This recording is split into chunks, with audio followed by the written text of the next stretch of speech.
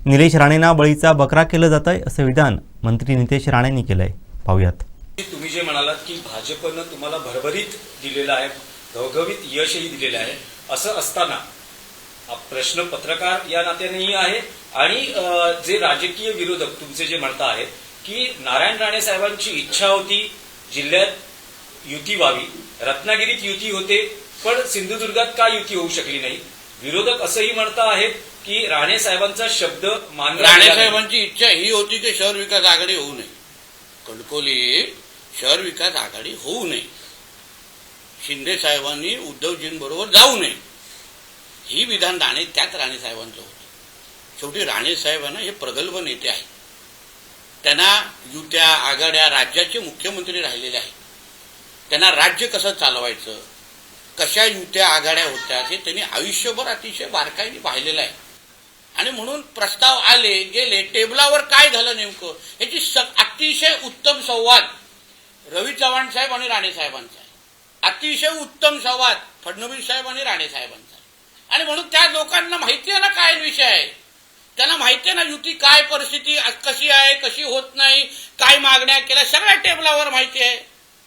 आता आपल्याला सांगितलं फक्त चुकीचं चित्र दिलं जातं, आम्ही सगळंच द्यायला तयार होतो.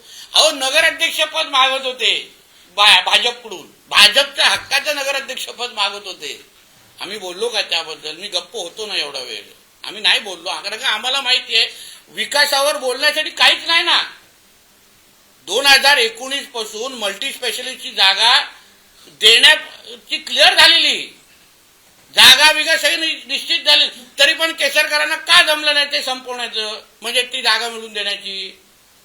का अजूनपर्यंत आरोग्याची व्यवस्थेबद्दल सावंतवाडी आणि वेंगुर्ल्याचे लोक आजही बोंब का मारतायत? आपण आमदार आहात ना, आपण मंत्री झालेला आहात ना, उत्तर द्या ना जनतेला.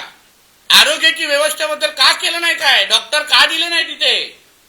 का लोकांना आरोग्यासाठी आज बांबुली म्हणून गोव्याला जायला लागतंय? सांगा, उत्तर द्या.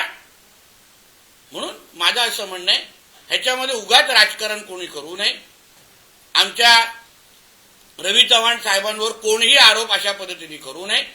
चव्हाण साहेबांनी आदरणीय राणे साहेबांसाठी लोकसभेच्या निवडणुकीमध्ये काय केलं हे आम्हाला चांगलं माहिती आहे, विधानसभेसाठी काय केलं हे चांगलं माहिती आहे. आणि मी आज पण सांगतो, आदरणीय निलेशजींचा पण बळीचा बकरा केला जातोय, त्यांना एकटं पाडलं जात आहे. का दुसरा शिवसेनेचा नेता बोलत नाहीये? का बोलत नाहीये? उदयजी येऊन का रवी चव्हाण साहेबांवर टीका करत नाहीये? त्यांनाच का पुढे बोला? अजून निलेशजींच्या समर्थनात एक पण शिवसेनेचा नेता का उतरत नाहीये? तिथे ते गुलाबराव पाटील कुठल्या तरी राज्यातल्या एका जिल्ह्याच्या शहराच्या नगरपालिकेमध्ये राणे साहेबांची कशी खिल्ली उडवतात दाखवू का व्हिडिओ? दाखवू का व्हिडिओ? मग का कोण बोलत नाहीये? निलेशजी बोलतात ते खरं, एक शिवसेनेचा नेता बोलत नाही, ना रत्नागिरीचा, ना कोकणातला, ना महाराष्ट्रातला. त्यांना का एकटं पाडलं जातंय? का नाही सपोर्टिंग?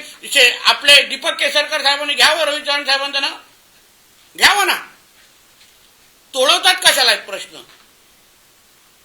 म्हणून या बाबतीमध्ये 2 तारखेनंतर जसं निलेशजी बोलले आहेत, आम्ही लोक आपण बसू, फडणवीस साहेबांबरोबर बसू, चव्हाण साहेबांबरोबर बसू, महायुती म्हणून ह्याच्यातून काय मार्ग निघतो आपण पाहू ना.